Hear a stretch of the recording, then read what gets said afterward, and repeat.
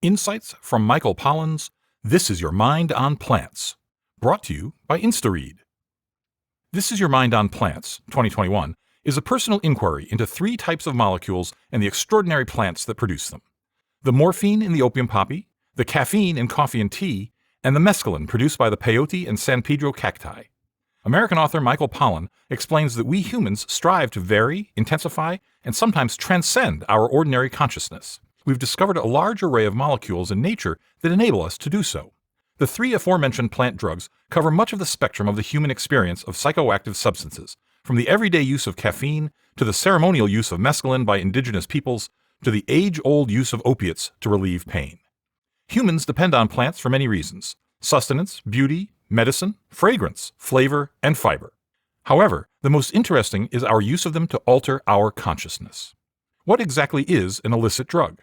Well, it's whatever a government decides it is. Our societies condone caffeine, which is a mind-changing drug, because it makes us more efficient workers and thus helps uphold society's rules and institutions. However, psychedelics, which are just as toxic as caffeine and significantly less addictive, have been criminalized because they are considered a threat to social norms and institutions by those in power. When we consume plants and let them change our minds, we are engaging with nature in one of the most profound ways possible. However, we must also remain aware of the human tragedies that accompany the use of drugs. Drug abuse is certainly real, but it's more about slipping into an unhealthy relationship with a substance than it is about breaking the law. It all depends on use, dose, intention, and setting. Plants that alter consciousness answer to other human needs as well. Some substances can relieve boredom and entertain by stimulating new sensations and thoughts. Moreover, some enhance sociability, improve concentration, stimulate the imagination, and/or promote experiences of wonder and mystical connection that nurture our spiritual impulse. Insights from opium. Humans have been cultivating opium poppies for more than 5,000 years as one of the most important medicines in the pharmacopoeia. For most of that time, we've understood the flower's dual nature, that it is at once a blessing to those in pain and a great danger to any who abuse it. That means it's up to us to devise a healthy relationship with it. It is possible to grow opium from legally available seeds or to obtain it from poppy seed pods.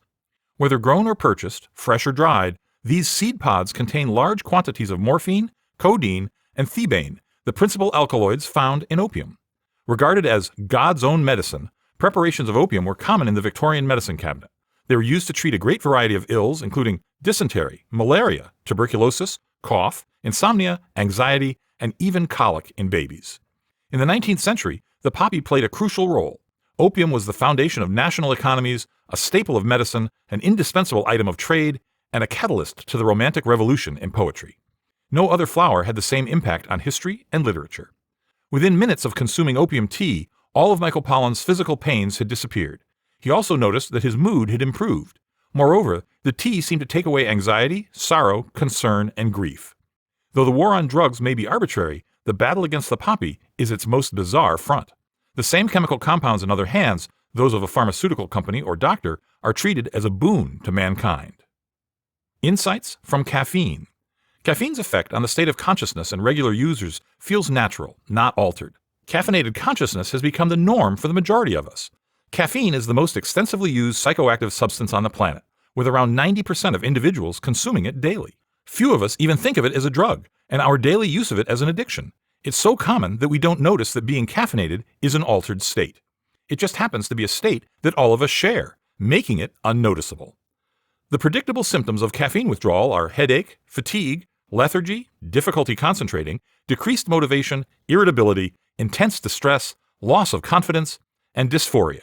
The day's first cup of tea or coffee derives its potency less from its euphoric and stimulating properties, and more from the fact that it's suppressing the emerging symptoms of withdrawal.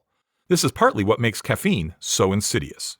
According to English scientist Matt Walker, for most people, the quarter life of caffeine is usually about 12 hours, meaning that 25% of the caffeine in a cup of coffee consumed at noon is still flowing through your brain when you go to bed at midnight. Caffeine is not just a leading cause of sleep deprivation, but it is also the primary tool we employ to address it. The majority of caffeine ingested nowadays is used to compensate for the lack of sleep caused by caffeine. Many studies that have been conducted over the years report that caffeine improves memory, focus, alertness, vigilance, attention, and learning. Coffea and Camellia sinensis are plants. which throughout their evolution figured out how to produce a chemical that happens to addict most of the human species, caffeine. Because of its appeal to our species, it was able to colonize a broad band of territory around the world. These are two of the world's most successful plants, along with rice, wheat, and corn. Yet compared to those species, tea and coffee's ticket to world domination involved their ability to change our consciousness in desirable and useful ways. Caffeine's advent in Europe changed everything by bringing what amounted to a new form of consciousness. Caffeine influenced everything: global trade, imperialism, the slave trade, the workplace, the sciences, politics, and social relations. For lots of workers, the alertness, focus, and all-round mental clarity coffee provided made it the ideal drug. Coffee helped foster heightened alertness and attention to detail, and as employers soon discovered, significantly increased productivity.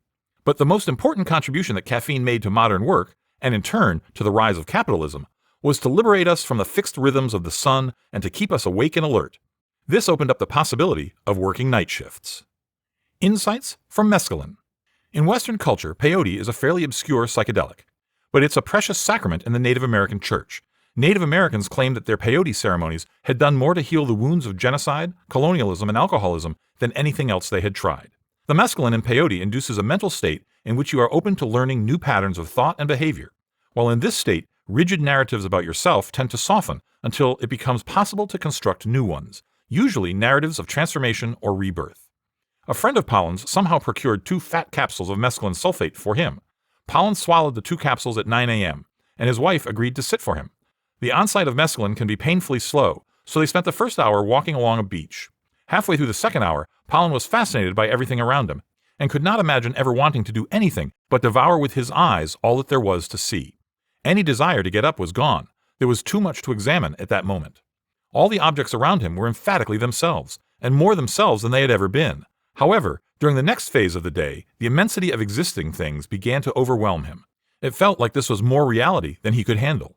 So, he closed his eyes. Eventually, this proved to be even more overwhelming, as the inner floodgates of emotion opened wide. He felt a boundless pathos for everyone, known to him or unknown, suffering now or before, and in the times to come. The overwhelming peak of the experience didn't last long, fortunately, and eventually, Pollan found his footing, allowing him to properly navigate all the information coming in. After the mescaline wore off, Pollan realized that the substance had acted like a mirror. Right in front of him, he saw everything he needed to learn. We hope you enjoyed this video. Smash the like button, leave a comment, and subscribe to our YouTube channel. Visit instaread.co to get more insights from this and thousands of other books.